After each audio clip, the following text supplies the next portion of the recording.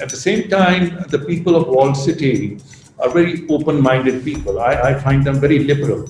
Oh, wow. And I find them very open-hearted and in many ways different from, I think people of Defense and Gulberg are more rigid and narrow-minded than for instance, Kamran. yeah, they don't, I mean, for Remember, instance, you have to go back to Defense. Right.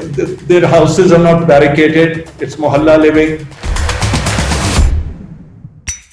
For instance, Daraz, Mizgan, Gudaz, Bahein, Ghatasi, Sulfein, Shafaq sa Aras, Jabeen pe raunak, Kadam mein lagzish, Nazar mein Naikade se, Nazar mein Naikade se.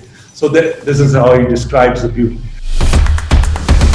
And why do you think that decline is, despite the fact that, things have become more modern? Why has there been such a cultural decline? I think we may have grown in materials, but when it comes to ideology and philosophy of life, we haven't modernized, we haven't become retrogressive in certain ways. How do you compare the bureaucracy of your, at the start of your career, to the bureaucracy of the 2020? The most damaging thing has been through the NAB, and that is because when you criminalize the administrative decisions, Indeed. there is now a culture of criminalization of administrative decisions at the hands of the NAB. How did that happen? How did a remote area like Umarkot become one of your best memories? Yes, I think there was some cultural instinct. Maybe the poetry in my genes, I saw it translated into the sands and the deserts.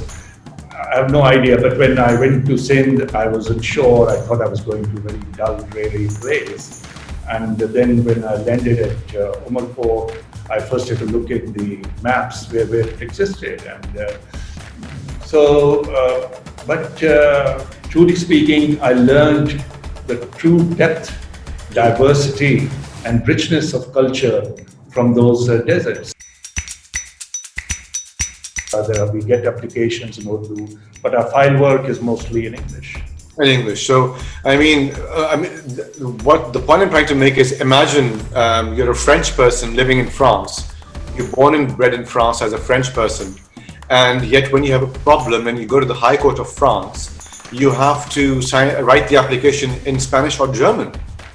I think that would sound ludicrous, wouldn't it? Yeah, so these are the distortions, that we historic. There's a, historic explanation for that. That's how we are today. We are speaking in English to each other, maybe because of the international audience. But generally, we have to develop. Our language is not as Urdu is not developed like French. Urdu doesn't have a history like French or Persian. You see, those are languages with thousands of years of history. That has impacted upon our social, cultural life. And the biggest example is that a great festival of Pakistan and of Punjab, the Basant, we have lost it. And not that any enemy has come in and stopped us from it. It's within us that we haven't been able to handle it. We haven't been able to live with it because it had become open, too big, and there was so much of social mixture and people of all classes, and so that openness rankled with a lot of people, and it didn't make them comfortable. You see, for a politician, it is different. They take it as a feather in their cap. If a politician goes to the jail, it adds to his CV. So, but for bureaucracy, it's totally different. For God's sake, we need to understand we are ruining our bureaucracy and our administrative systems. Is this not like a paradox that a country of 220 million who speak Urdu, their decision making is done in a language which they don't even speak and understand. Yeah, you're right. If that can happen in the courts, if that can happen